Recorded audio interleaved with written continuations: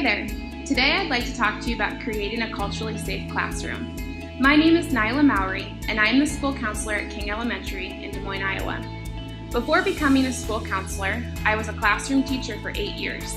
As soon as I began my student teaching experience, I realized that being a good teacher was more about creating a safe and welcoming environment and less about bulletin boards and grading papers.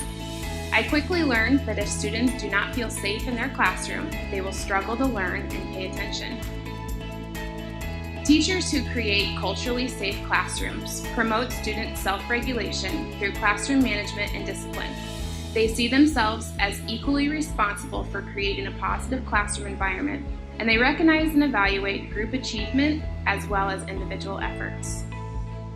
Students in a culturally safe classroom monitor their interactions with teachers and peers and set goals for improvement. They understand and follow expectations, and they are comfortable taking risks and learning from their mistakes.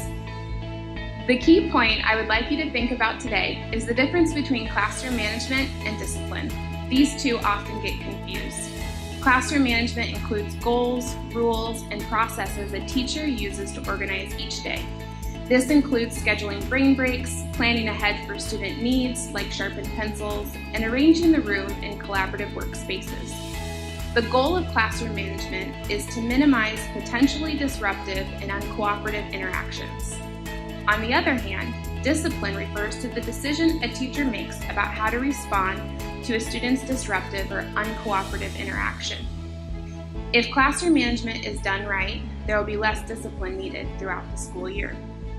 Some basic guidelines to help create a culturally safe classroom includes establishing positive relationships with your students that affirm and respect their diverse identities, recognizing the difference between purposeful misbehavior and lack of expectations, not taking it personally when a student doesn't follow your directions, and always trying to be fair, which isn't necessarily the same as equal. Students come from varying backgrounds, knowledge, and skills, and we need to be able to respond to these variations while making sure that we are not lowering our expectations.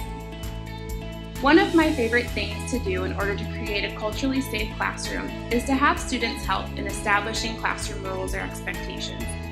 I did this every year as a classroom teacher, and it allows students to feel ownership and accountability for the rules.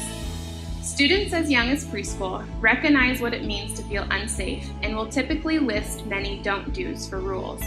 As a classroom teacher, your role in creating the class rules is to reword these don't do's into positively worded expectations.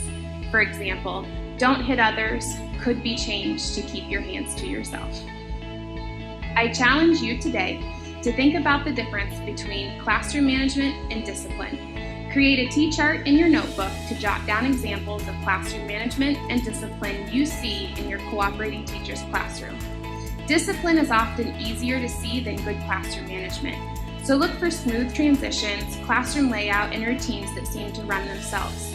Then think about your future classroom. What classroom management strategies can you use to minimize unwanted interactions and encourage your students to be self-regulated learners?